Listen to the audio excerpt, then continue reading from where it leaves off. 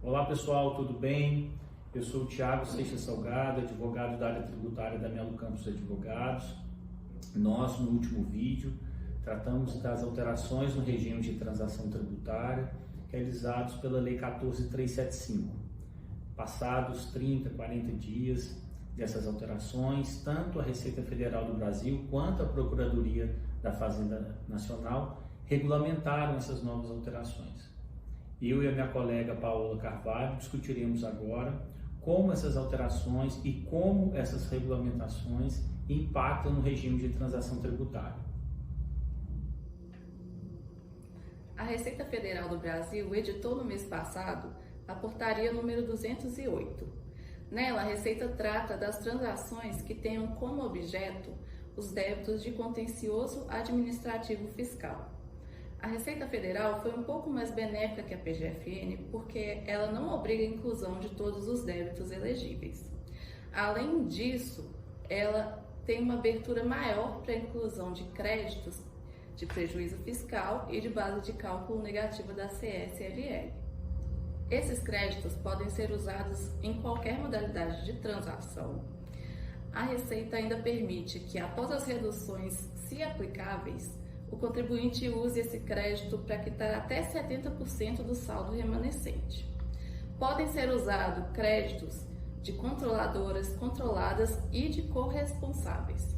Além disso, caso reste um saldo remanescente, o contribuinte pode sacar esse saldo ou quitar outros débitos com a Receita. Ele não precisa necessariamente quitar outros débitos. Bem, Paulo, no caso da regulamentação da Procuradoria da Fazenda Nacional, os benefícios não foram tão grandes, ao contrário do que aconteceu com a regulamentação da Receita. No primeiro momento, uma restrição chamou muito a atenção, mas logo foi corrigida, que foi a vedação da utilização do prejuízo fiscal para o valor original da dívida, para o valor original do débito. A Procuradoria, dentre outras limitações, ela disse que o prejuízo fiscal só poderia ser utilizado para multa e juros, não respeitando o percentual de 70% previsto na lei e na regulamentação da Receita. Mas isso logo foi corrigido pela Procuradoria. O que a Procuradoria não corrigiu e acabou sendo uma frustração muito grande foi que a utilização do prejuízo fiscal ela só vai ocorrer em situações muito específicas, a critério da Procuradoria, quando não existir outras formas de pagamento, outras garantias possíveis para a liquidação do débito e somente para débitos que ela classifica como irrecuperáveis ou de difícil recuperação. Basicamente, essa é uma classificação que a Procuradoria da Fazenda Nacional faz para dívidas que estão há mais de 15 anos com débito escrito em dívida ativa ou processos que estão há mais de 10 anos parados, sem nenhuma movimentação. Então, na verdade, acaba se restringindo muito porque a situação de prejuízo fiscal foi uma das mais festejadas, foi uma das mais esperadas pelos contribuintes para a liquidação do débito, ainda mais no percentual de 70%, como se esperava. Uma outra limitação foi que o limite da transação individual, que caiu de 15 para 10 milhões, só pode ser aplicado para o débito da Procuradoria se for utilizada a integralidade dos débitos e não cada débito específico, cada processo administrativo específico, como ocorre na Receita.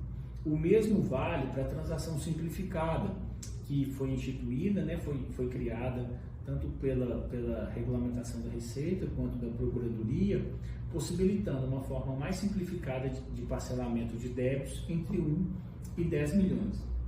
Um ponto que a questão do prejuízo fiscal, que eu vinha falando, que acabou sendo benéfico e continuou de acordo com o que estava previsto na lei, foi para débitos de empresas em recuperação judicial. Essas empresas em recuperação judicial, os débitos dessas empresas, eles já são classificados como irrecuperáveis ou de difícil recuperação. Mas na prática, aquele benefício se restringiu às empresas com com recuperação judicial. Não foi dito nada, por exemplo, em relação a empresas em processo falimentar, já com falência decretada, em processos de solvência, deixando a especificidade somente para recuperação judicial. Não é, Paola, né, a regulamentação que todos esperavam dos débitos da Procuradoria, mas nós continuamos entendendo que a transação tributária, se não é igual aos processos de refis, de refinanciamento de dívida que existiam anteriormente, ainda são, né, o melhor instrumento para os contribuintes que estão em débito, em dívida com a Fazenda, para eles poderem regularizar a sua situação fiscal com redução de multa e juros, que é o que acaba pesando muito nas dívidas fiscais.